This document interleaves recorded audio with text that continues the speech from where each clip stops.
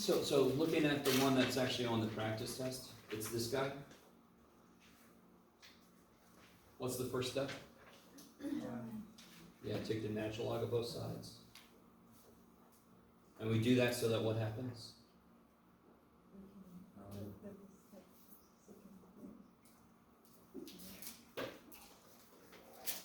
And then you implicitly differentiate. Yes. Natural log of y is beautiful. It's always going to be the same thing. It's going to be y prime over y, right? 1 over y times the derivative inside y prime. What's the derivative of secant x? No, tangent. Cosecant x, it's co, so it's negative, the derivative, and it's cosecant, cotangent. Again, a beautiful analogy there to help you remember it. So that's the derivative of this guy, yes? So we did derivative of f times g plus f times the derivative of g. What's the derivative of ln? X, 1 over x. So ready with me? Product. Yeah, it's just product. And you pretty much do the same thing for every single one of these kind of like logarithmic differentiation problems. The last thing you got to do is multiply by y, but what was y? That thing. Times all that shit. I'm not going to rewrite it because I already did. It's on the answer. Hopefully. I think I did this one. If I multiply by y, I get y prime by itself, but we already know what y is. So I just multiply by x secant x, yeah? Is that all right? Okay. Every agree with me, I gotta multiply by y to get y prime. I'm gonna multiply by y, but just to save time, y is x secant x. So I'm gonna multiply by x secant x, because that's what y is. Times all this business, and then I'm done. I'm done. And I can do the same thing I did earlier, it's just a little bit harder to see, because this is kind of like got a lot of shit going on, yeah? But the same thing would work, okay? All right. So whenever you have a variable, before you can apply a differentiation rule, it's got to be in the right form. You all agree with me? That is why the derivative of e to the x is not x e to the x minus 1. What did somebody do if they think this is true? What rule did they use? As if it was what? As if it was x to the number, yeah? That's the wrong rule, y'all agree? So in order to use a differentiation rule, it's got to be in the right form. X to the n, easy ass rule. B to the x, a little bit worse, but actually not that bad. Just got to memorize it right. Maybe? So that's why this kind of problem really sucks. Because it's both and neither at the same time, like you. So this is the way around it. Break it up.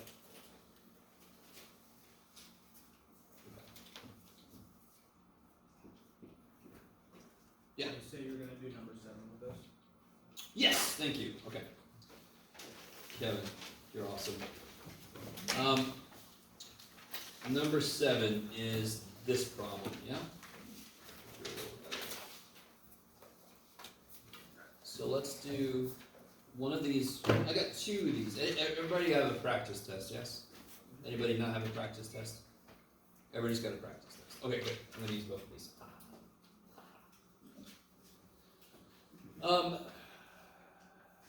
Okay, so what I want you guys to do, let's see how far you can get ahead of me. Can you guys take a minute and just figure out the first and second derivative, and then for part A, right? Let's do part A. You can do another sheet of paper if you want to, doesn't matter. Just figure out the first and second derivative for part A. So I want you to do this and this. On the test, I'll tell you what it's supposed to be. On the practice test, I just felt like being a jerk. So you had to pick which one to be a jerk. Practice test is where you want me to be.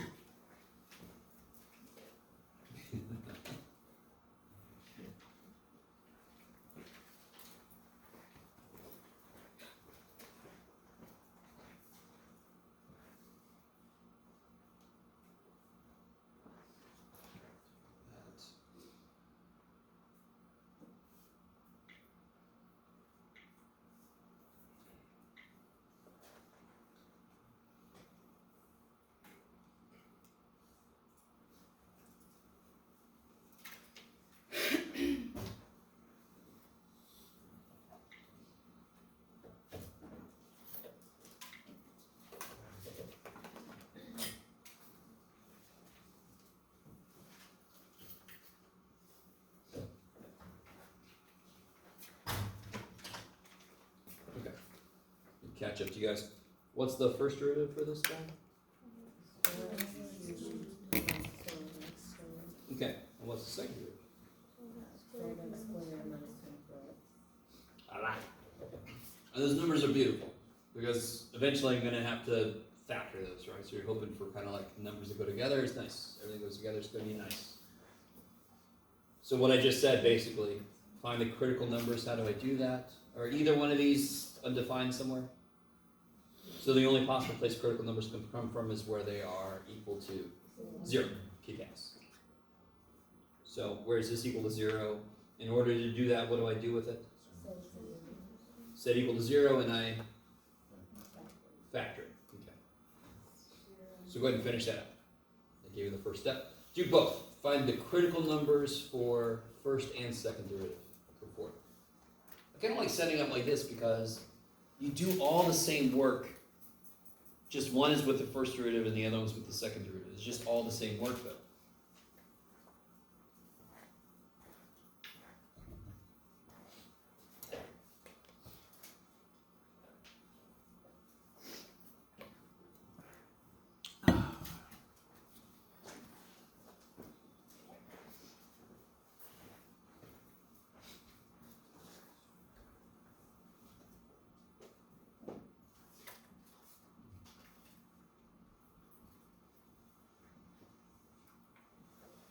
So I get this. So what are my critical numbers?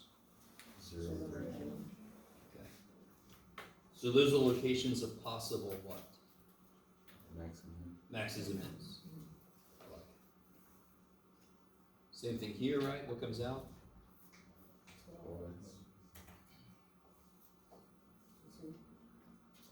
So my critical numbers for the second derivative are? 0, So 0 is just got a lot going on. Those are locations of possible inflection points, kick-ass, where the concavity goes from down to up or vice versa, yeah, possibly.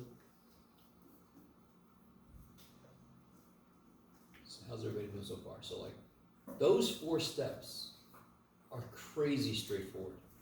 Derivatives, where's that undefined or equal to 0? Yeah, we've done that a lot. It's the next step that's new in chapter 4. Interpretation of those results. So try to do this, make a sign diagram. And what does this function represent? Slope. It's the slope, right? So when I make a sign diagram for the first derivative, I'm going to use this to investigate the slope, correct? So this is, of course, you don't want to be plugging stuff into there unless you want to know where the function is. I plug stuff in here if I want to know what direction the function is going, right? And that's what I'm curious about right now, is where's it going, up, down, all that kind of stuff.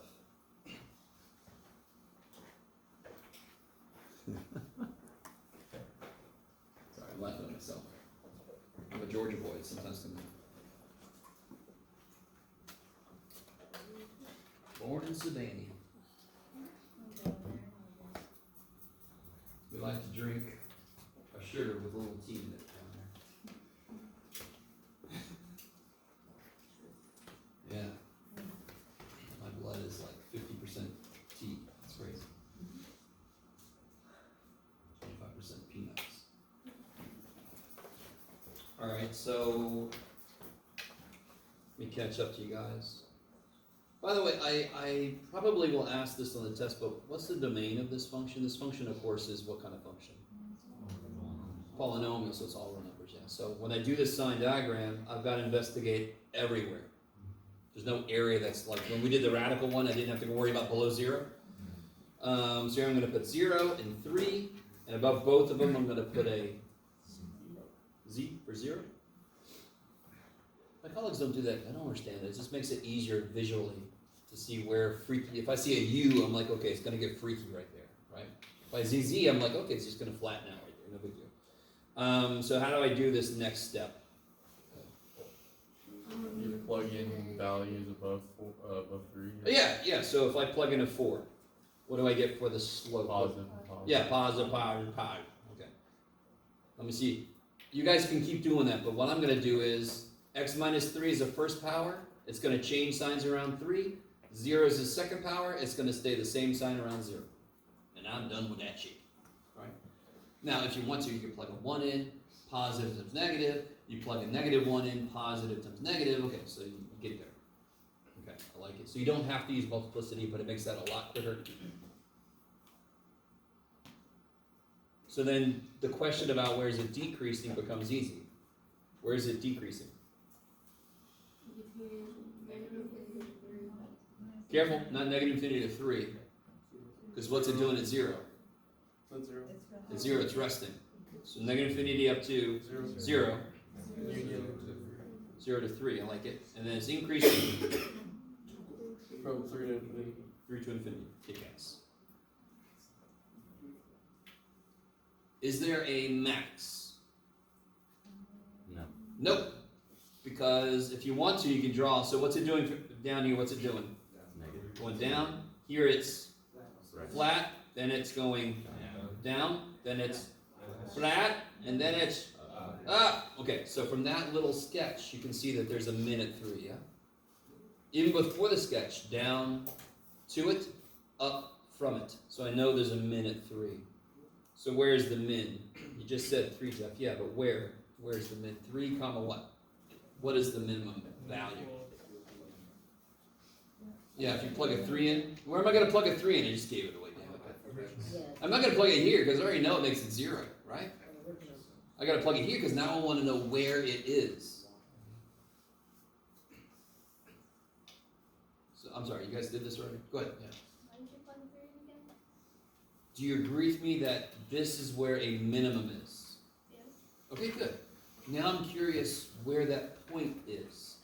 If I plug a 3 in here, it's going to tell me how the function's moving through that. I want to know what the output is, so I'm going to put it in here. I'm sorry, tell me again what you guys get? A1 minus... Oh yeah, this is A1 minus... I'm going to stop trying to do it. A1 minus 108, negative 27 plus 15, negative 12, okay. Alright, that's the minimum, and it has no maximum, right? Do you need the -12 on the test, or can we just do minimum through? Yeah, 15? what tells me I need this? I need to have this. Points, yeah. Okay. Yeah, so points, x, y, t's, okay. Now I can do, and see, I kind of like doing this because everything we do here, we just do it here. Just this is all with the first derivative, this is all with the second derivative. So we find the critical numbers the same way. We make a sign diagram the same way. It's just the interpretation is different, correct? This is going to involve concavity, of course. So now if I make a sign diagram, I put on there 0 and 2. It's 0 both there and there. Who finished this sign diagram? Anybody? Just one person. Okay, everybody else do it. I'll wait.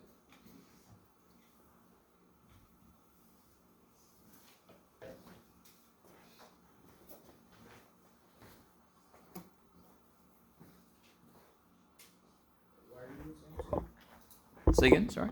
So you put 0 and 2. Yeah, because what makes okay. the second derivative 0? Yeah. Okay. Don't forget, critical numbers are where it's undefined also. This is just a nice function, so it was defined everywhere. But you have to include where it's undefined if it is. So if I plug a 3 in, I get positive times positive. And I know the multiplicities of both are 1, so I know it's going to change signs. But if I plug a 1 in, I get positive and negative. And if I plug a -1, I get negative and negative. Yes? Quickly. So let's say you did like plug in 3 into the so then you did 12 times 3 times Yep. 3 minus 2. Oh, okay. Yeah, but again, if you need to give the number, feel free. I don't give a shit what the number is. 3 times 12 is positive. That's all I gotta know. Right. 3 minus 2 is positive. So positive is positive. Mm. When I plug a 1 in, positive times negative, that's all I care about. That kind of is nice. I don't care what that's why sometimes I'll say plug 18 billion in.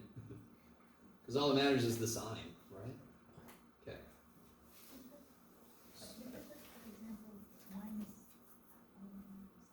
Yeah, you have to put -1 in if I want to, yeah, just to be sure, yeah. Okay, so where's the concave up?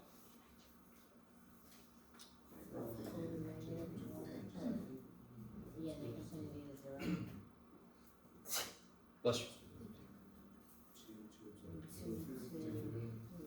I like it. That's why I normally don't like to put numbers there because it gets confusing, but just keep the critical number there. And down, of course, would be basically every interval we didn't say. So see how it's 0 to 2? And of course, it's 0 to 2. So are there inflection points? There's an inflection point at 0, comma 15. I like it. Where do you get 15 from? Original function. Oh, there's Ax. No, got it. Plug a 0 from here, and then you can figure out what the function is. It's a 15. So are you with me? What's the other inflection point? 2, comma, and why is it an inflection point? Somebody remind me. Why is there an inflection point at 0? Because it's flipping from Because the concavity was positive. and then switched to negative, and then it switched to positive. So both of those, do both of those have to be inflection points in general? No.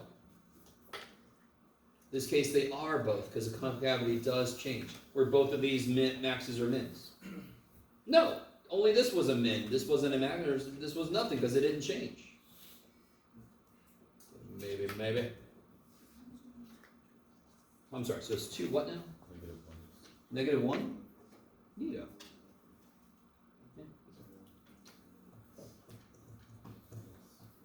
Yeah, -6, yeah, okay.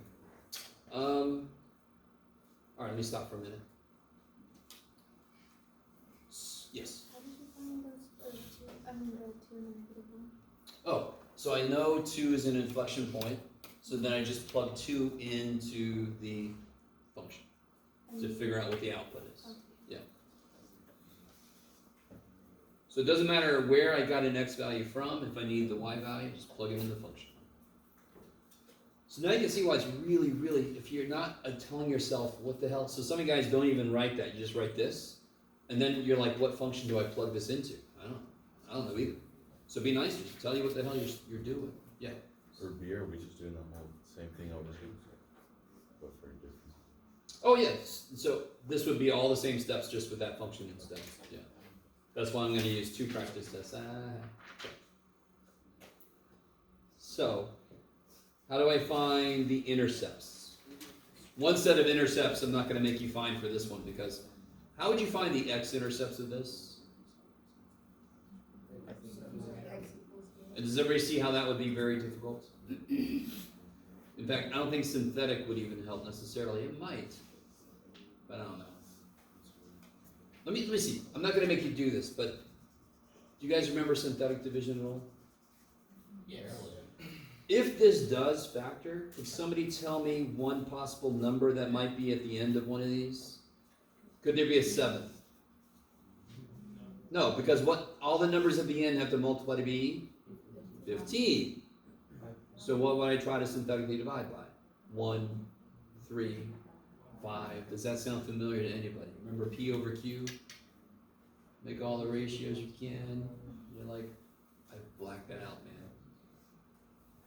How traumatic. Okay. Descartes' rule?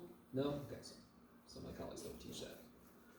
Alright, so I for this kind of problem, I wouldn't make you find the x-intercepts necessarily. I might give you a better one that you can actually do it, that you actually factor it. What's the y-intercept though? It's really in your face. What's the y-intercept? 0, 15, yeah. I must have, let me see, real quick, hold on a second, let me see something. I must have made this work. God damn it. Here, let's do this. Goodbye. If I take this function, now I'm curious if I made this work. Let's see who remembers. So it could only be 1, 3, or 5 to make this happen, yes? So I could, for example, it could be x plus 1, x plus 3, x plus 5. Wouldn't that make it 15 at the end?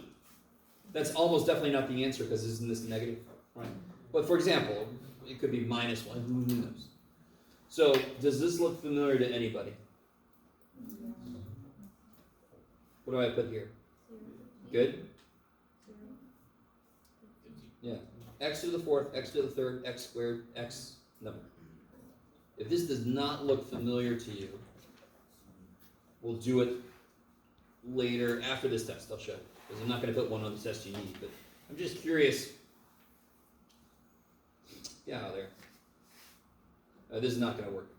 See that? Okay.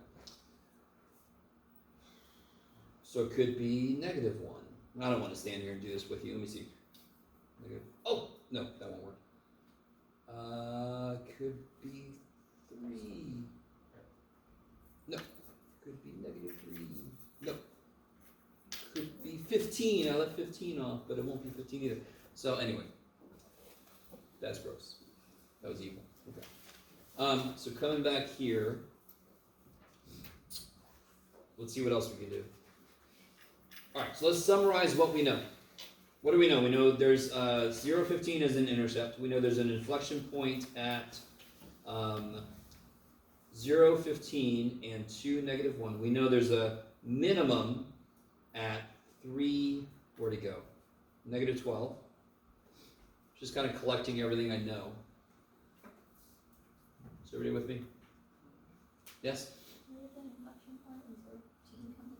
Inflection point is where concavity changes sign. I thought you were switching between like A and B, that's why I got confused. Okay. But yeah, for either one of these, the inflection point or a max or a min are where things change sign.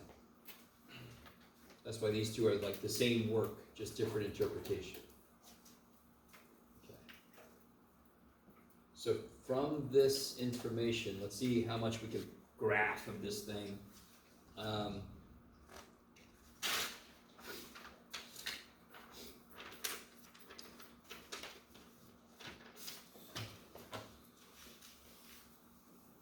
What kind of scale do you think I should use on my y-axis?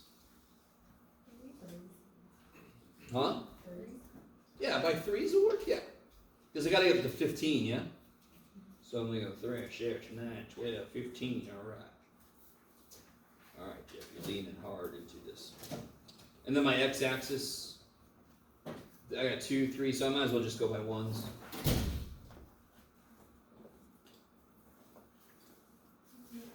So like that, right?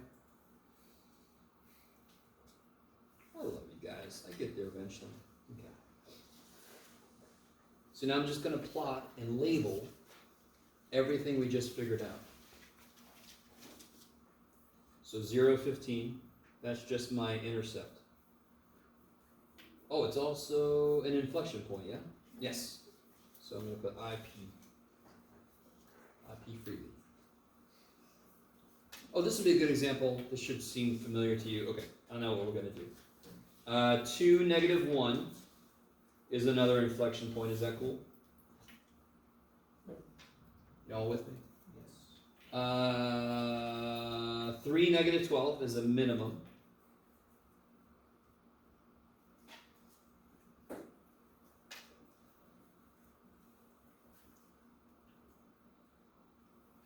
One's big. Okay.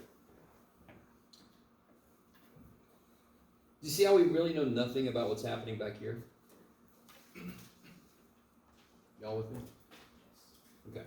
So why don't we plug in, this should seem familiar to people from pre-calc. Why don't we plug in like -2 just to see what's going on back there?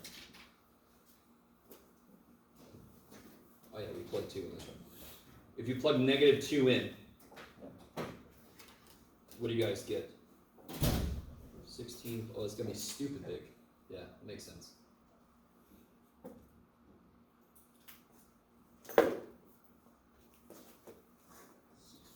Well, we plug in -1. -2, you're going to get 16 plus 32 plus 15. Something really stupid big. If you plug negative, is everybody kind of with me? See how I don't know shit about what's happening back here?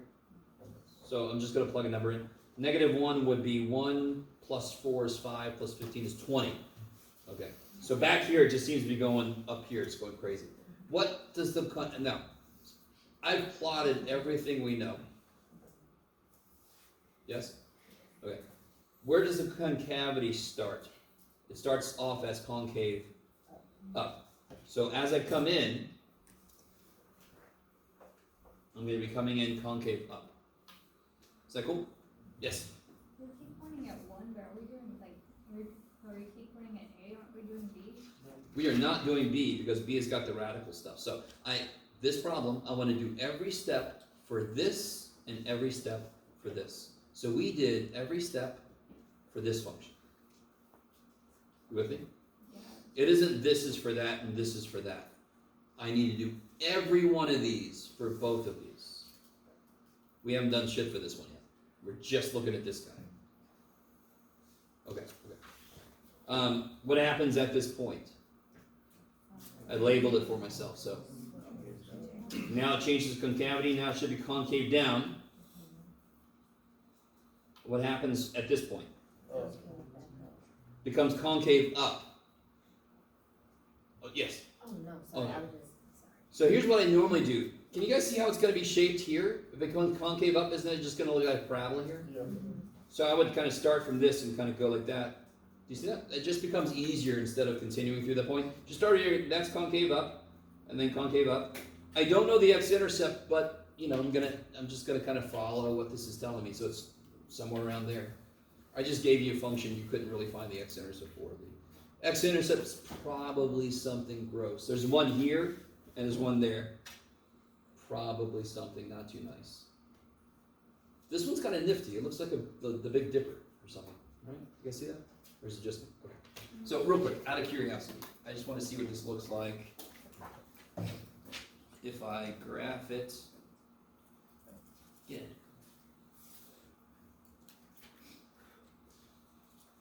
Yeah. All right. Oh shit, that's not what I want.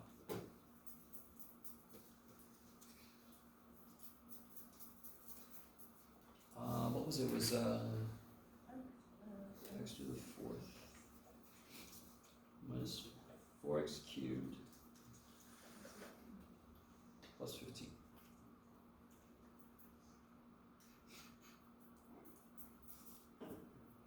What do you guys think? Yay! And if you can double check your min, well, negative 12, yeah. My x-intercept here is 3.705. We're kind of a little off on ours, but oh well, we're doing it by hand. We can only do so much. And the other x-intercept is right below 2, which is basically what we got. Cool. Not too bad, all right?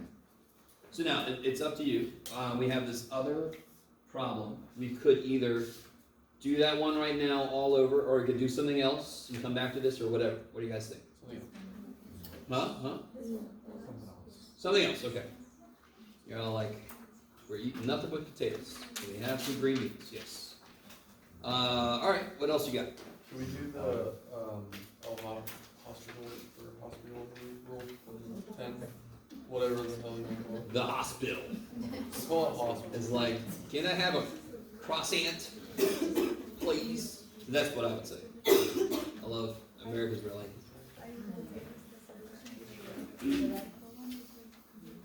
Yeah, totally. We will do it. I just want to see if somebody wanted a break from doing that. Yeah, it's not a bad idea. So, what's the first thing you check? When does L'Hopital's rule work? Plug in if it's fine.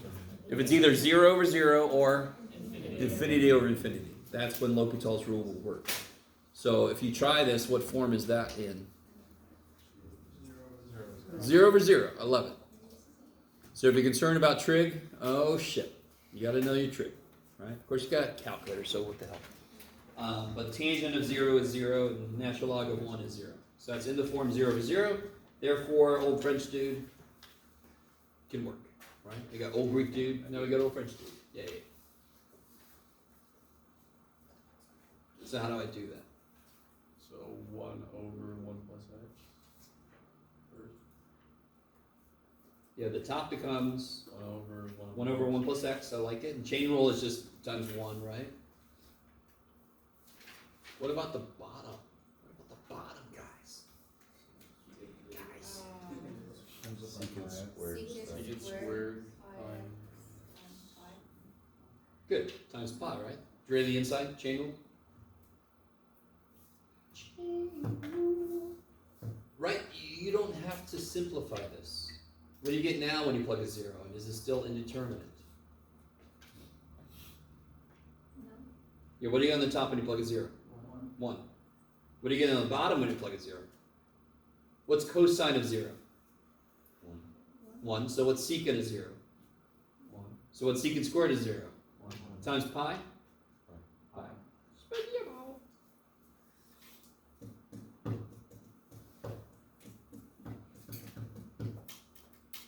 Okay. Why'd you put a pi in front of the secant square? Oh, so the derivative of tangent is secant squared of stuff. And what's the derivative of the stuff? Oh, So, and then I just put it out front because I just do that. Yeah. Yes? So pi x is a different function inside of tangent? Yeah, of course. Yeah. What's inside a tangent? Pi x. Is that more than x? Yes, so therefore chain rule has to come into play. Yeah. Yeah, and that's how you put the pi in front, right? Yeah, any number I put as a coefficient. So I just kind of like do that automatically. Okay. What about part B? What's wrong with part B? Yeah, that part B is very easy to take care of. How do I get it in the right form?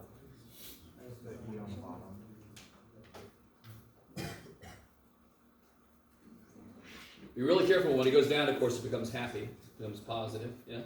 And that's because it has a negative x to the second. Say again, sorry? Why you put e on the bottom of that? Because when it was x squared minus x times. E to the negative squared, the e part's negative, so the negative power makes it flip. Yeah. Now, this one's got a little bit of difficulty to it, but we're at the point now where you don't have, I'm not going to force you to do like we did before. If x goes to infinity, this goes to infinity faster, yes? So as x squared minus x will go to infinity. It's not infinity minus infinity because x squared is growing faster. Or if you need to, if you factor it, this will be infinity times infinity, so that's going to infinity. Yeah. Okay. So what form is this in? I like it. So then what can I use? L'Hopital's. Do it! Sorry, do it. I don't think I did 10C, but 10C is funny because you could do that two ways, but Wait, that's it? That's the answer for that? of course not. Isn't that L'Hopital? I'm letting you guys do L'Hopital's. Do it. Oh. Yeah, we just verified we can use L'Hopital's. I haven't gotten the answer yet.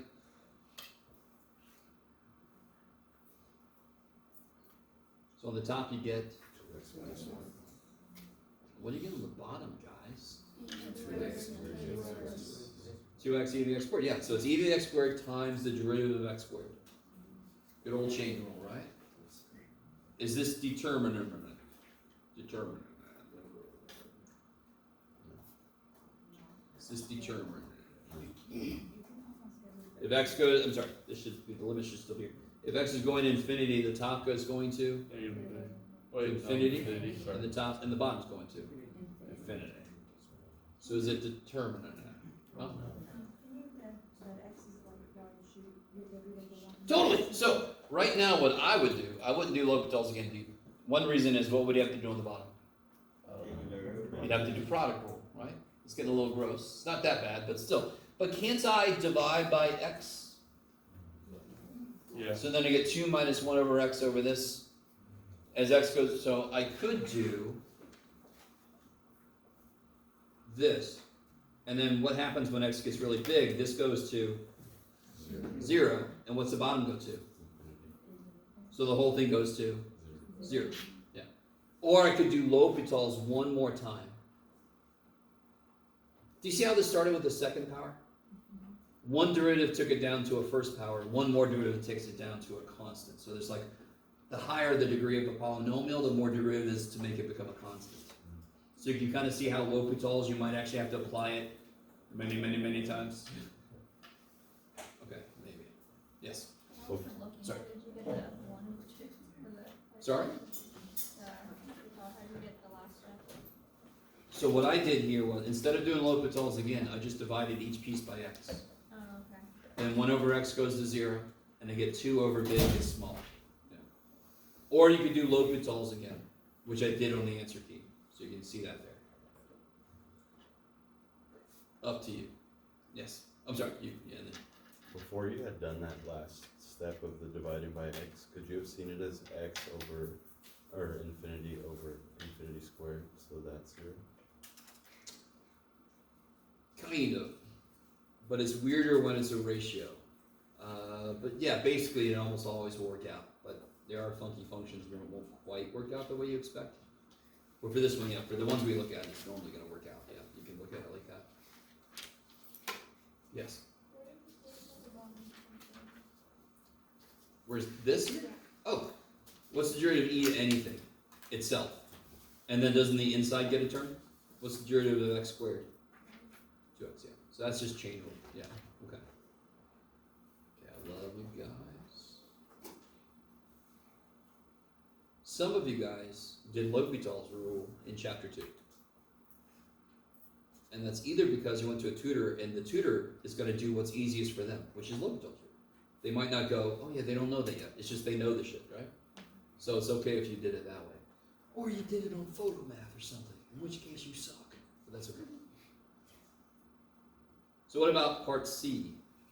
Indeterminate. If I didn't say use L'Hopital's rule, what would you do here? Factor. Yeah, shit. But here, I say use L'Hopital's. You already checked it. Everybody agree it would be 0 over 0? Okay, so what's one application of L'Hopital's do for me? 3x squared 3x squared over 2x minus 2x minus 2. Yeah? Is this still indeterminate? Is this still indeterminate? No! When I plug a 2 in, what do I get? 3 times 4? 12 over 4 minus 2? 2, I get 6. If you factor it and cancel stuff, why are some of you guys very happy? Because how would you have to factor this? Difference of cubes, right? Little dude, big dude. So now you got L'Hopital's.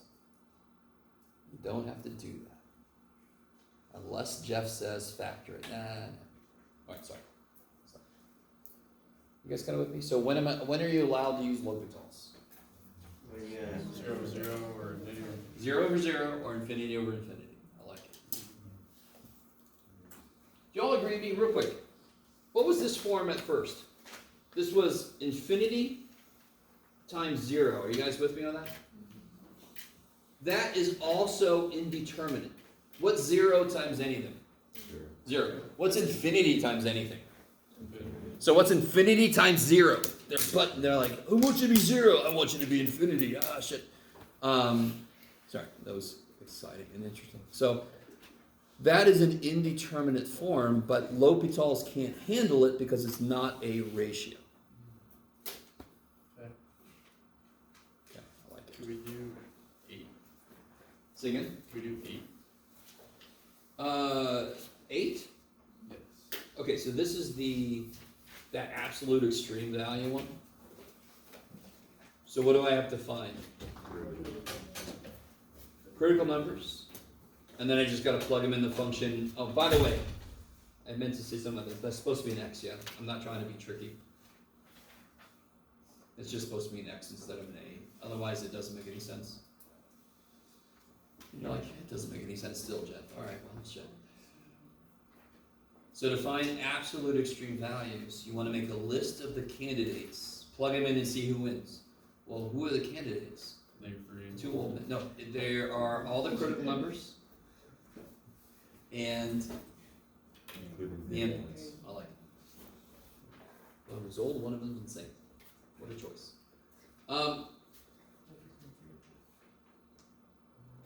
If you're not paying any attention to politics, I am jealous, to be honest.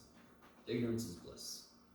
So if you're not paying attention to politics, keep that up. You'll be a much happier person. Enough of that, sorry. So both of these problems are asking me the same thing. The very first step I'm going to apply is, I think you already said it, take the derivative, right? Okay. So do you care which one we do, or? A? Doesn't matter. I mean, we can do B. B. We'll do B. Alright, so S of t is 2t over t squared plus 1 on -11 to 0.5. Yeah. Sorry. By the way, I kept hinting that if you take this, I'm not going to do this right now, but couldn't I rewrite this as this? Could I? Does everybody agree with me? Couldn't I make that go up? Do I use quotient rule here? No, I use product rule. That's what student Jeff did, because he really didn't like quotient rule. And to be honest, they're both about the same amount of work, so who gives a shit, right? Okay. Now this one kind of sucks, because then you have to get an LCD, to be honest. Because you got two separate parts, they're not going to have the same denominator, you can't put them together, blah, blah, blah. Okay, so how does quotient rule work? Derivative of the top times the bottom Mm-hmm. minus the top times the derivative of the bottom. Which is? Oh, wait. Like, what is the derivative? Yep. Oh, 2t Okay. All over. t2 plus 1/3. All right, so then you get, if you clean it up a little bit, 2t squared minus 4t squared. Is that cool? What's 2t squared minus 4t squared? Negative 2 squared. And then I also get a plus 2. Is that all right? Yes? Distribute, multiply, combine. Can this thing ever be undefined?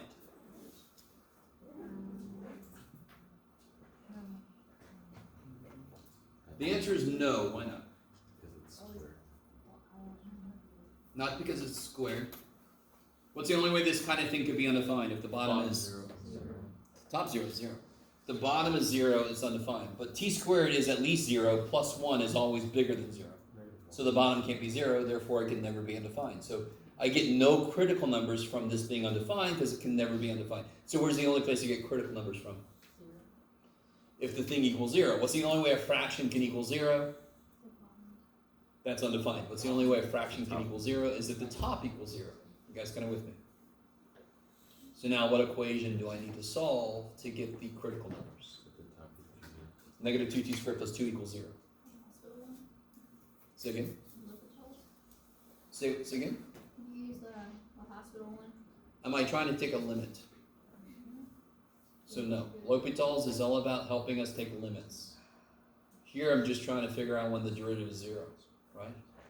So L'Hopital looks at this and says, I have no idea. Okay. Je ne sais quoi. Je ne sais pas. Je ne sais pas. There it is. I know. Je vais un peu de français. There you go. So how do I solve that? The top. Is everybody with me? Because this trips students out. The top part. The only way a fraction can be 0 is if the top is 0. Yes? No undefined. So I only need critical numbers from words equal to 0. So I make the top 0. That's the only way it could be 0. So if I subtract 2, divide by negative 2, I get there. And dear God, you should be past the point where you know that's not good enough, right? That's fine. Yes. Both 1 and negative 1 squared to make 1. Fundamental theorem in algebra says t squared should have 2 answers. Okay. All right, let's remember what we're doing. What are we doing right now? Absolute. Yes, good. Okay. So as a student, I understand you get all this work and you go, okay. So go back to the problem and you go, oh yeah, that's right. So what did we just find? Critical numbers. And those are the possible candidates. Do both of them work with the interval I gave? Which one can I throw out? Yay! So now I've only got 3 entries, right? I got to know what S of negative 1 is. And what else? S of what? S of what? Negative 11. Negative 11 and 0.5. So now you just plug them in the function, right? You can use your calculator. Where am I going to plug negative 1? I'll tell you where to plug negative 1. Am I going to plug it in here? Original. Yeah, I got to plug in original. I want to know what's the biggest output, what's the smallest output, so I have to use the original function, right? So if I plug a negative 1 in here, I get negative 2 over 2. That's the easy one. I don't need a calculator for that. Dadgummit. Maybe. What do you guys get when you plug negative 11 in there? Oops, sorry. Where'd it go? There. Negative 22 over 122, which is 11 over 56, which is 1/5, which is like 0.198. I don't know. Help me out. Somebody save me from myself. Huh?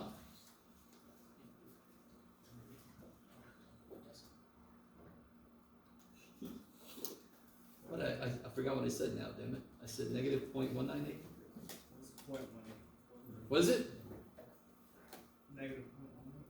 Negative 0.18? I'm sorry. I said 198. I have to retire. Alright. 1.8? Okay. Yeah, that's a tough crowd out there, shit. I just anyway. Huh? You're sad? Oh, yeah. I just retired. Now I'm doing this for fun. I should probably tell the school at some point, but they'll figure it out. So now the only thing I still have to plug in is 1/2. So do that in your head, math boy. 1 over 1/4 plus 1, 1 over 5, 4, 4/5, 0.8. Yeah, okay.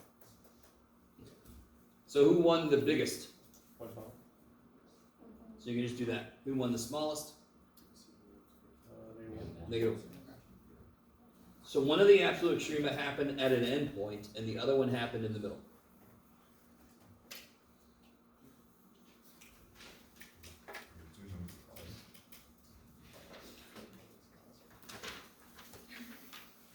Oh, this guy. Yeah, this guy's nifty. Oh yeah, we really didn't have time, let me think. This piece of the question here, don't worry about that. We just didn't have time to really go over that. I'm not gonna make you do that. Can't remember in the homework if they make you do that. I think It did. it did, okay. I'm not gonna ask that on the test, but it's really just in your calculator, you can kind of ask it to find the intersection and stuff, but it's a little bit wonky. We haven't done examples, so. Whenever I ask you to find the linearization or the linear approximation, I can ask you one of two ways. Just say to yourself, tangent line. Just find the tangent line. On the practice key, on the answer key, I did it the book way. I did f of a and f prime of a and all that kind of shit, just to kind of show you what that chap. But to be honest, every single linear approximation is just the tangent line. That's it. So how do I find the tangent line? What's a good first step? Derivative. That's right. The only real calculus we know at the moment is derivative. So normally, somewhere in the problem is going to be a derivative at the moment. So how do I take the derivative of this function? I like it. And we're using the point -2. So what two things do I need to find the equation of a line? I need the slope and a point. So I know it's at -2, so what's the point? Where do I plug -2? Be careful. In the original. So natural log of -2 plus 3, natural log of 1 is 0.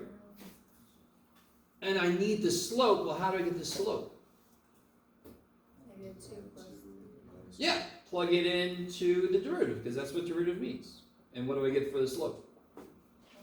1. 1 over -2 plus 3, 1 over 1. Yes? Okay, why are you adding 2? No, Adding 2. Adding -2. Oh, no, at. Right? Around a equals -2. So I want to build this at -2. My input is -2. I'm building it around a equals -2, which means I need the tangent line at x equal -2. Okay. So what's the equation then? How do I put that together?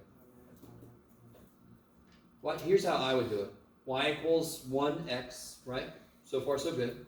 But when I plug a negative 2 in, I get negative 2, not 0. So of course, how do I make negative 2 become 0? I add.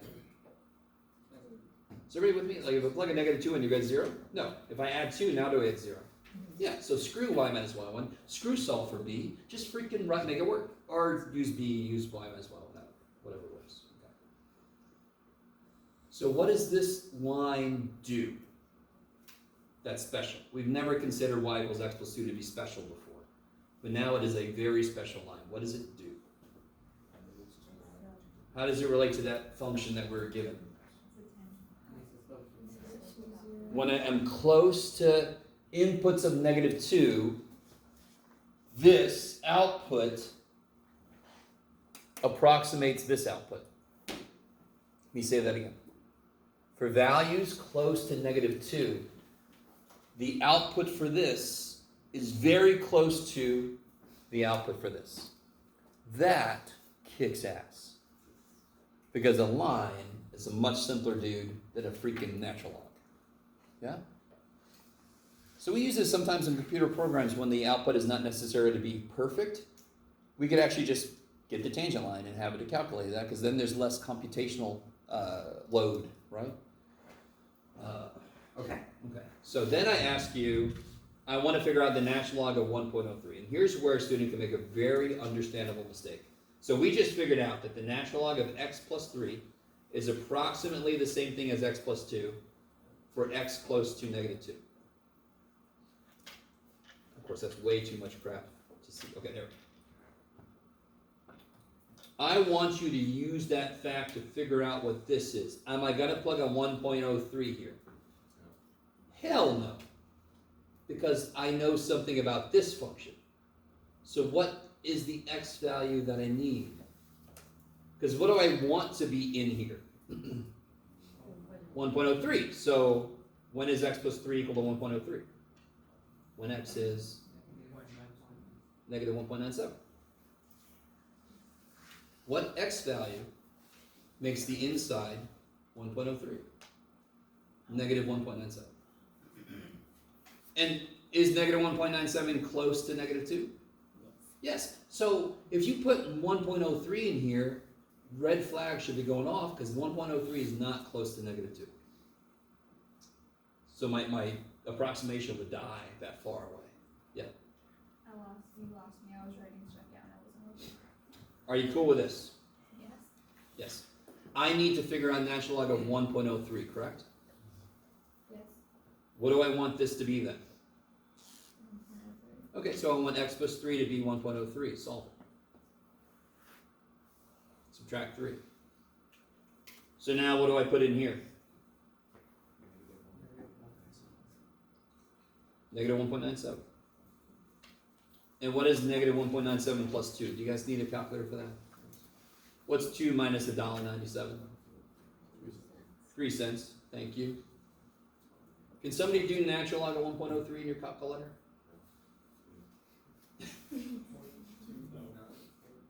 Yeah, if you actually do this in the calculator, you get 0.29. 0.29. 558. Okay. Y'all agree that's really close to 0.3? Yeah.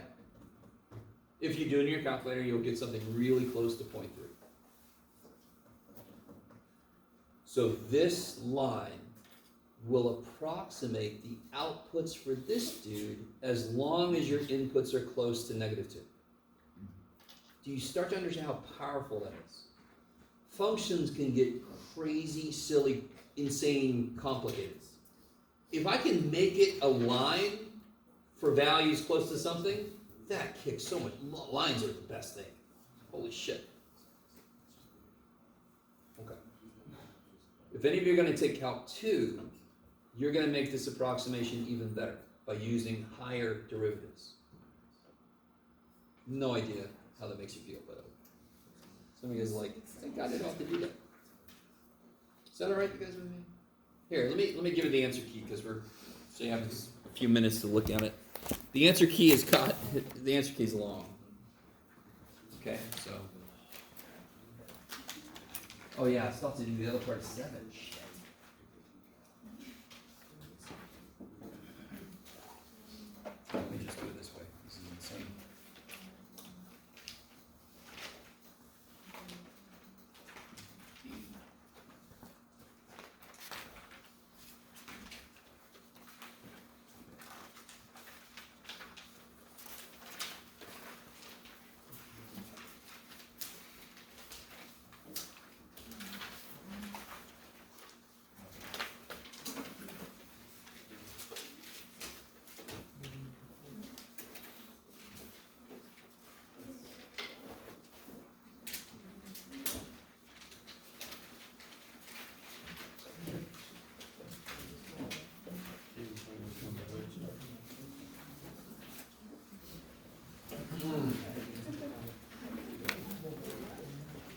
professor, the numbers are kind of cut off on the side. Okay.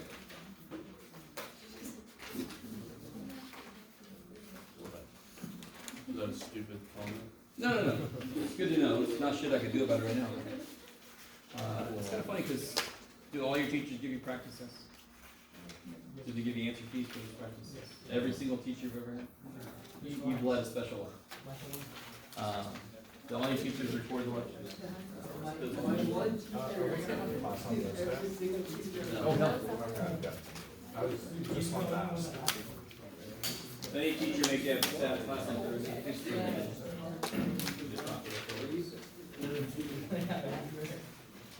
Huh? Thursday's a holiday, so they're asking if they should come. Someone, any teacher in the week should come on Thursday.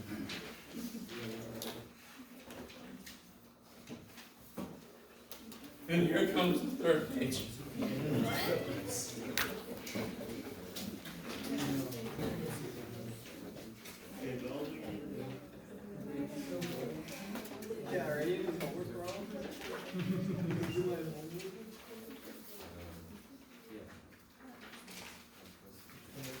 What's up?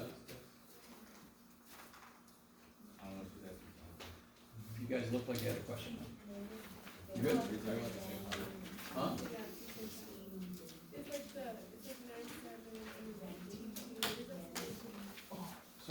Sorry? It's a plus two. It's a plus 2, yeah. Yeah, I'm sorry. I didn't understand what you're asking. It's on the key page.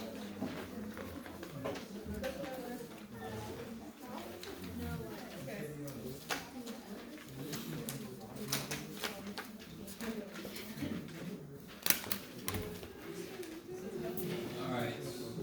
I got the other 3 sheets printing in my office. I'm joking. This is it. No.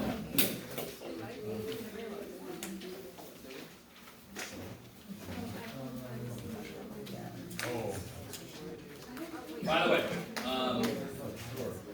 does everybody understand that if you don't want to or don't have time to do any of the practice test problems, that is perfectly fine. You don't have to do any of them. If you have time, it's a good study guide. You can try them out. Just focus on the ones you have trouble with. If you don't have time, you can at least glance through and see the kind of problems, how I try to put them together, right? Do not do this. Yeah. That's what I would have done.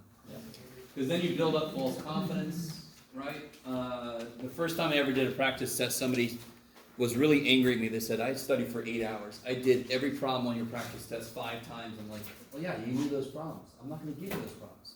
Never do a problem more than once, maybe at most twice. Because then you start to know that problem.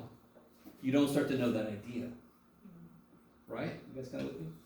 So if you do a problem once and it doesn't quite work, maybe try it again. And if it doesn't, screw that problem. Find a problem like it. Screw that problem, right? You got to know the idea of a problem. Okay. So, like we did number 7. I could do the second part of 7 if you want to. Right, the one that the graphing one. We didn't do part B yet. So it's up to you guys. If you don't want to see that, you can head out. Anybody else want to do that? All right, it's for you. Somebody else said yes, so this is for you too.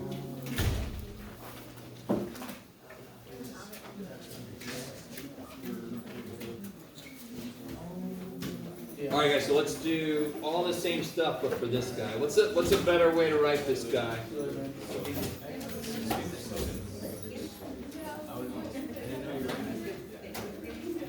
If you're about to take derivatives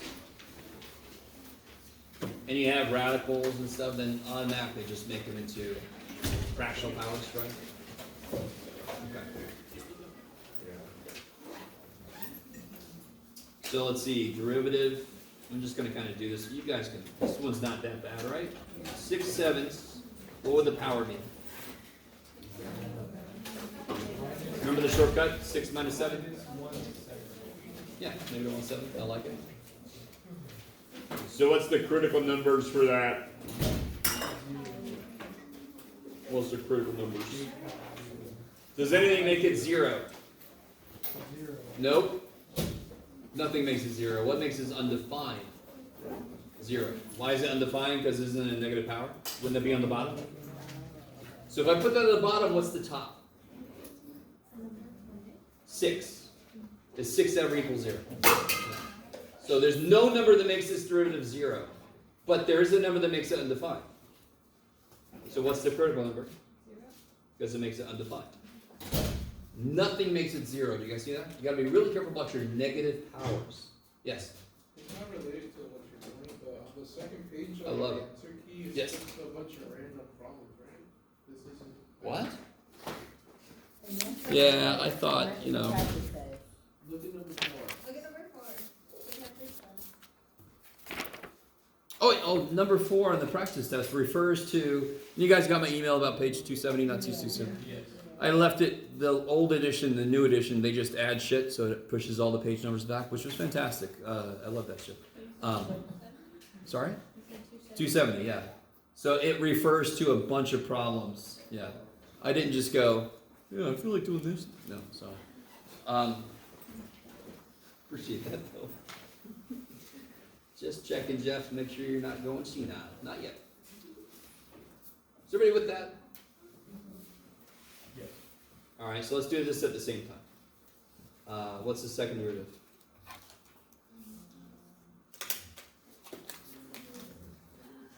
Calculator has negative 6 over 49.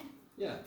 1 times 6 is 6, 7 times 7 is 49. I don't need a calculator, right? You don't need a calculator. X to the what?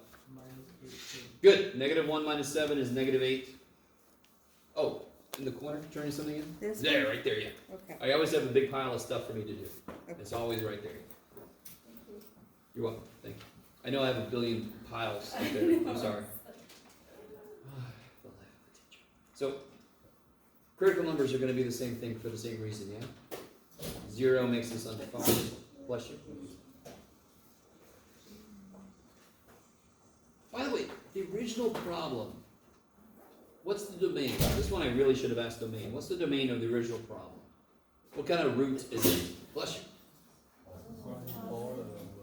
It's an odd root, and the inside's always positive on top of that, so it's all real numbers. You with me? So the 0 make, what do I get when I plug a 0 in here? 0 plus 1. I get 1. So it goes through a point at 0, but look at this. 0 makes the slope undefined. 0 makes the second derivative undefined. Yeah? So 0 is weird, dude. But the function doesn't really see it. It just says, I'm okay with 0. Alright, so let's make a sign diagram for the first derivative, which is easy. Just got a one single thing. So it's a 7th root, correct? You with me? 7th root of a positive number is positive. 7th root of a negative number is negative. Is this cool? Therefore, done. Yes? I put a negative number in, It's negative. it's negative. And if I put a positive number in, it's positive. Very little work to do. Just got to realize it's the 7th root. Okay, maybe. Or use a calculator. That's fine. Plug a 1 in, plug a -1. I love it. What is 1 to the 1/7? 1 to the -1/7? What is 1 to any power? 1. Cool. So if you plug a positive 1 in, it's positive. Plug a -1 in, it's negative. Okay. Here, same idea. But notice what's going to happen. See there? So if I plug a negative number into this, now what's interesting about this? All right, let me make sure you guys are all with me. Do you see how this was to a first power and a 7th root? So it didn't change the sign. What's this power? All right, so let me slow down a bit. If I plug a negative number into this, the 7th root is negative, but when I raise it to the 8th power, it becomes positive. Times negative is negative. So let's do that again. If I put a negative number in, 7th root is negative, 8th power makes it positive, times a negative, negative. If I put a positive number in,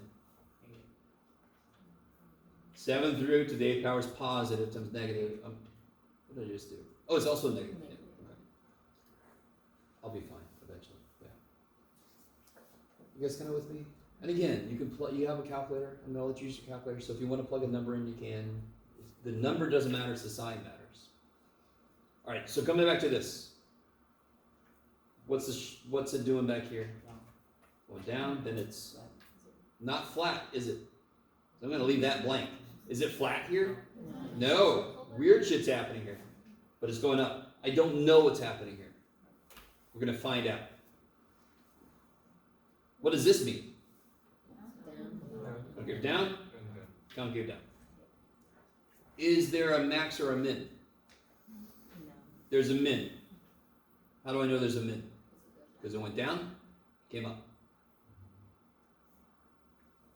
Oh, it would just be local because it's undefined. It's undefined, so something weird is happening there. Okay. We're going to see in a minute. I'll show you. It's kind of nifty. So what's the min? 0.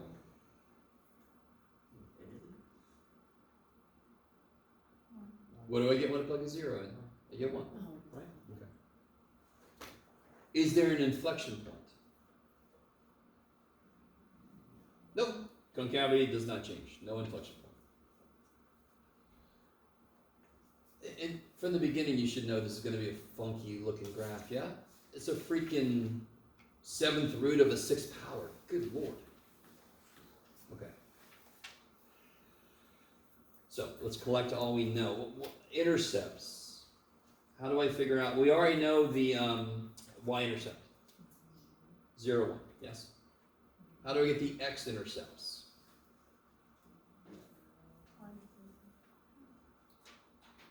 Yeah, I set the function equal to 0. Jeff, you can do it.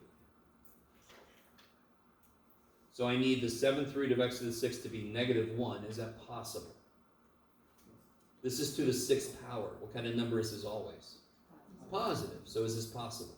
No. So what are the x-intercepts? No x-intercepts.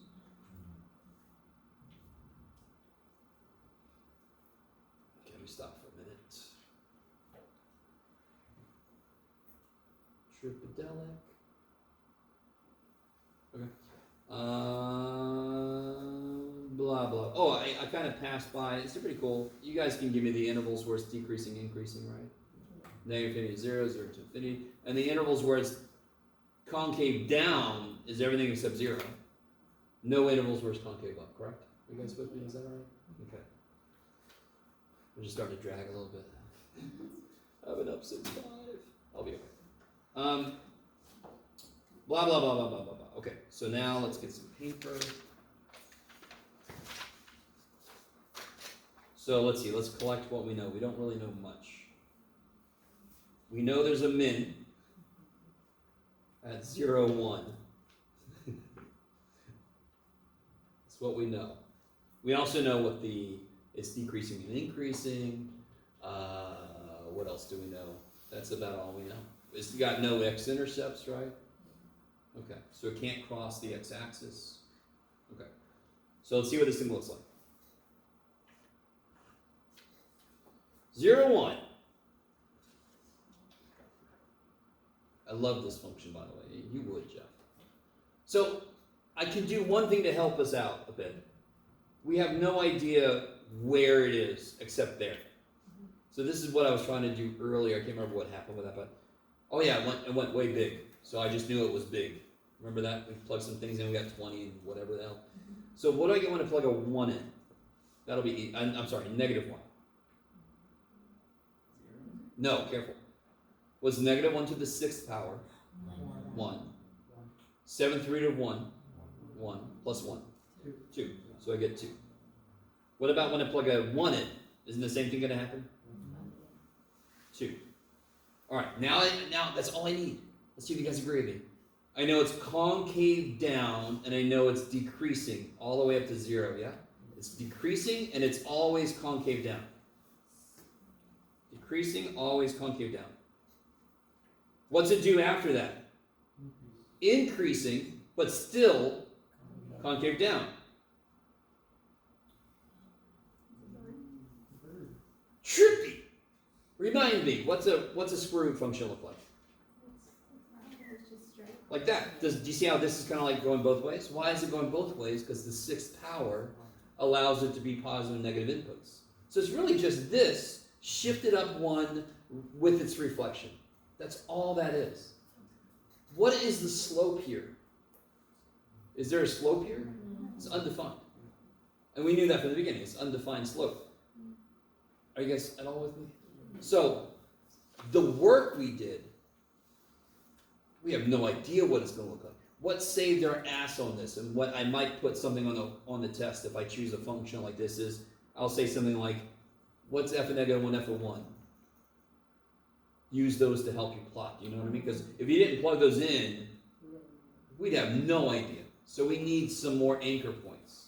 We didn't have any x-intercepts. We need some anchor points. Okay, I like it. But if there was x-intercepts, we could just use those. Yeah, if there had been x-intercepts, then we'd have more information. Then I can connect. I know the shape of it's supposed to be concave down, so I just needed points to connect it through. So the minute I have a point, I can connect that shape. Yes? So then why did we use negative 1 and 1? Oh, I could have used anything. But I just wanted to make it something we could do in our heads. If I use 2, and real quick, can you imagine if I use 2? 2 to the 6th power? 64. 7th root of 64. Now, to be honest, it's not that big. It's like 2.7 or something. I don't know. Somebody can check me. I'm probably very wrong. It's a big guess. But it's not going to be... See how this is not growing that quickly? And to be honest, I kind of just know it isn't. If you drew something like this, you'd be fine. This is like every bird I drew when I was 7. Right? Okay.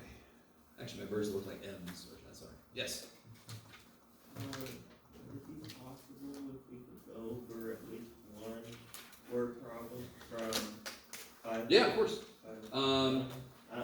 Yeah, nobody asked about it, but where did I hide, or not really hide, but where did I put the related rates problems? I don't know if anybody looked at it, but it's in here. That's one reason I did that, is I just didn't want to copy a bunch of crap, so I just was like, go there. So,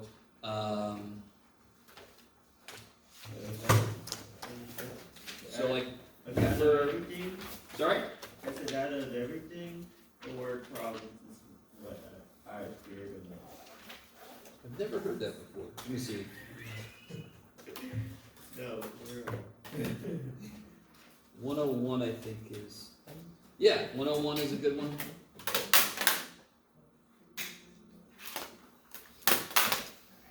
Oh, man. It's escaping. Right. You want to try that one? Or what's the other one? 105? 105 is nifty. It's got angles in it.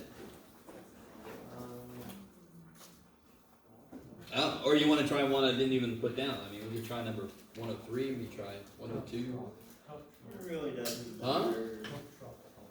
Tough trough. The tough trough. It really doesn't matter as long as I get practice. So you get to this I don't know. Let's do 101. Okay, so we got a cube. Right? We're going to gleam it.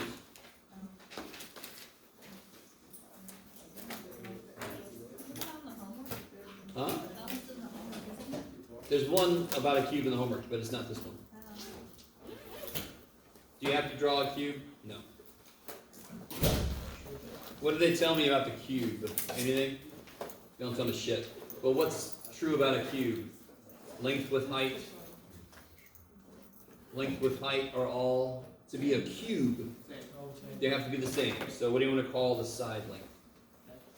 X. That's crazy sauce. So x by x by x. So what's the volume of that cube?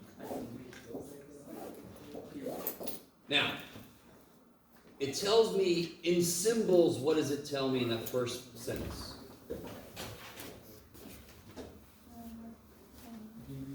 Yes, it tells me dv dt. And what do they tell me that is? It's 10, yes? Okay. The And then- volume is x cubed. Totally, because length times width times height. Right.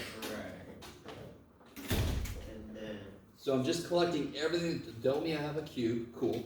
They told me, and so I know the volume is, they told me the volume's changing by this much. Now what are they asking me about? So this is everything they told me, except for, that, which is going to be our snapshot. We're going to bring it later. What are they asking me about? Already. Yeah, okay, so I call it SA, but it's okay. What? Now this is where students freak out. No, you didn't give me the surface area formula. Screw that. Pick one surface, one side of this cube. What's the area? Yeah, what's the area of this face right there? X squared. And how many faces are there? 6. So what's the total surface area? X squared. 6x squared. Okay, that's, I don't need to give that formula. You can get it.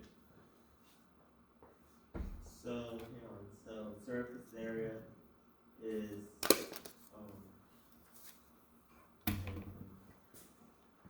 So what's one surface area?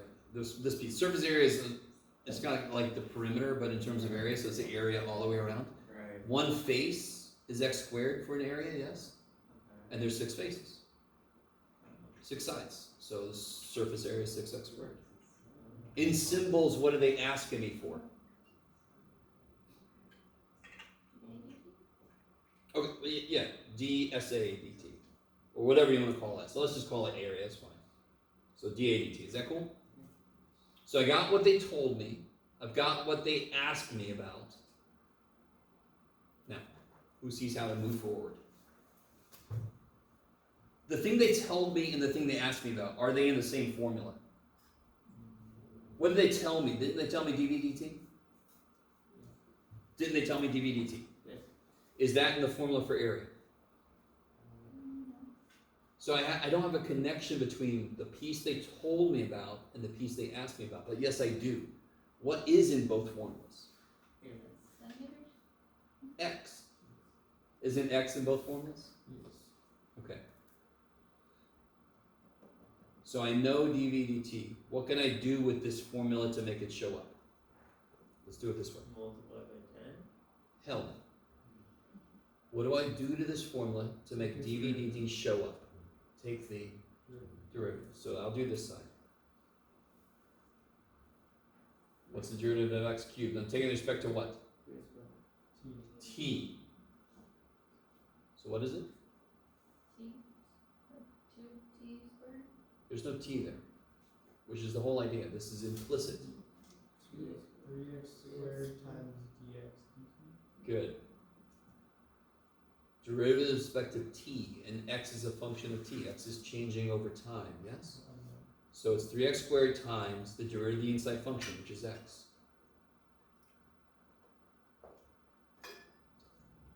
Do you agree that they told me the volume is changing over time, yes? What's the only way the cube, if it stays a cube, what's the only way the volume can change? Length bone? If the side lengths change, yes?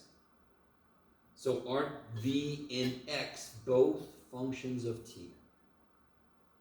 So when I take a derivative of either one of them, I'm going to have d that dt. So here, this is 3x squared times the derivative of the inside. It's just chain rule. That's all related rates is.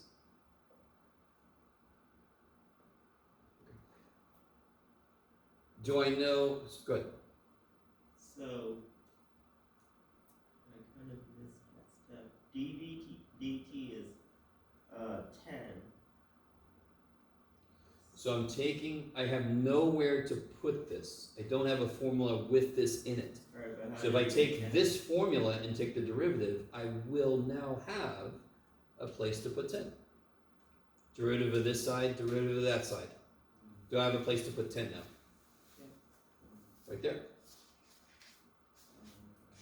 So basically dV dt, you said as, like, very initial, you said is 10 because that's, Because that's what they told me. okay. That's not something I figured out. They told me in the problem that the volume is increasing at a rate of 10 cubic centimeters per minute. Okay, and centimeters per minute is T, okay, time, okay. I get it. This is what they're asking me about, correct? Yes. So I can write that formula. I know they told me dV dt, so I want dV dt to show up. So I have a place to plug 10. This is the formula for surface area. They asked me about dA dt. So now I want a formula where it has dA dt in it, so what do I do to this? take the derivative. So what's the derivative of this side? So x, dx dt. Good. So to know this, I have to know this. And look at this equation. I know this. Don't I know x? They told me at a time when x is 30. So can I solve for dx dt? Yeah.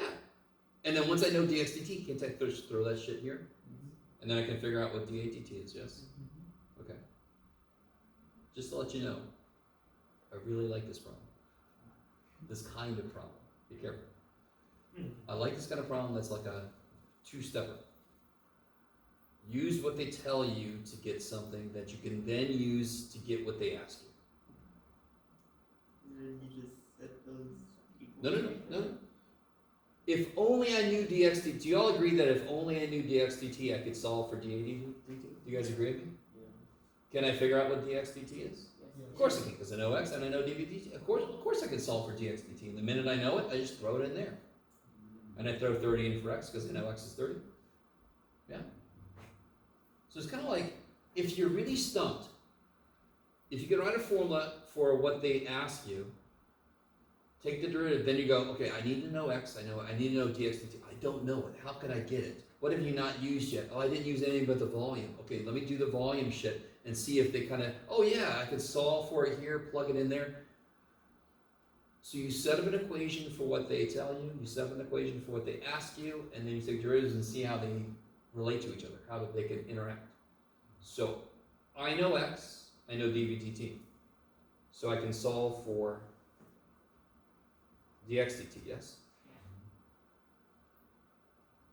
Y'all with me? So this is 2,700. Yes, 900 times 3 is 2,700. Divide. Kill one of the zeros and get 1 over 270. Did the problem ask for this? Too bad, we told it anyway. But I can use this now to actually answer the question. I know what x is, it's still 30. I know dx dt is 1 over 270. I can just throw that shit in my calculator, right? So if you look at the key, that's basically what I did. I think at first I did this wrong and I had to go back and change it, but yeah. It's the danger of doing everything in your head. Huh? I just remember one time you were like, I average about a 97 on my answer. Yeah. I'm a human. It's almost impossible for me to not make some mistake somewhere, right? Okay. Which is one big reason why I let you guys make corrections, because I would only not let you do that if I made every answer key perfect. And I'm a human. I'm never going to do that. It's never going to happen. I'm going to make some stupid mistake somewhere, right? Okay. You guys okay? I mean, this is on the key, but that's where this came from.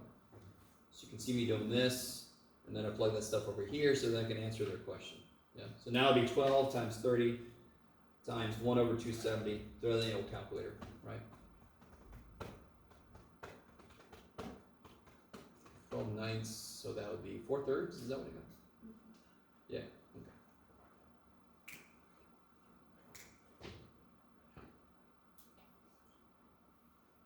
What section is number 2? So again, What section is number 2? number 3. Yeah, what section?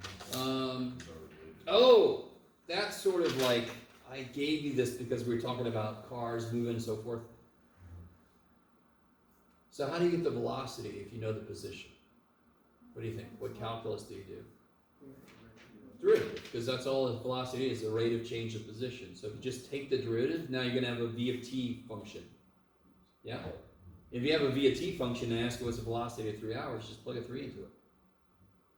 So this is just a quick little, this shouldn't be that big of a deal. It's just a quick little, oh yeah, so here's a real life, you know the trajectory of something. Can you get the velocity? Of course, you just take a derivative. And then I ask you a question, and now just throw shit in there. So for part C, you're going to put a 4 into S, because I want to know the position at 4 hours. You're not going to plug it into V. And if I really wanted to, I could have put an acceleration in here, but I didn't want to. Would that be a second derivative? Second derivative. You know what the third derivative is called?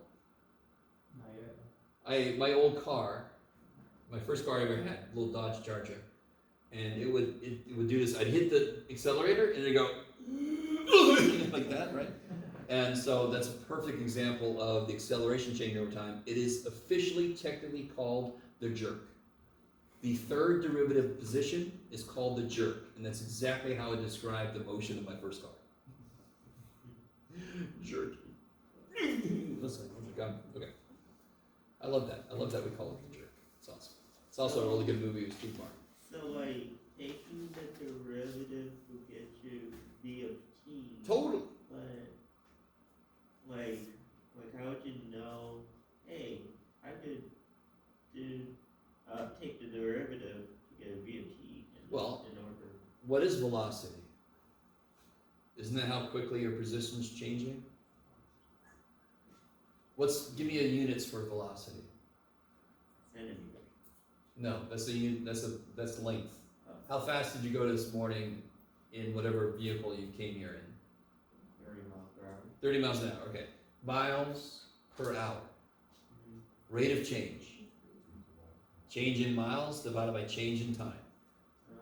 So if I have position, I take the derivative, I get velocity. I like it. So I've been doing examples talking about cars moving and so forth. I've done that a few times. So I thought I'd give you a problem with like an actual position function. You take a derivative, you get the velocity. If I take a second derivative, I get the acceleration. Third derivative, you get the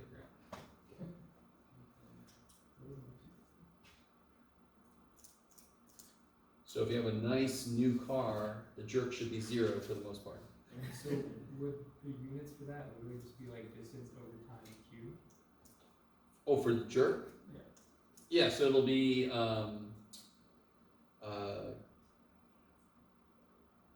miles per like hour cubed, or yeah, because the velocity would be miles. So the position is miles, velocity is miles per hour. The acceleration would be miles per hour squared. The jerk would be miles per hour cubed. Yeah, but again, that's beyond what we have to worry about. All right, guys, I'm gonna stop there. I'm waiting. Done enough. Okay, my phone's probably dead. Let's see. My phone dead? Oh, you're still alive.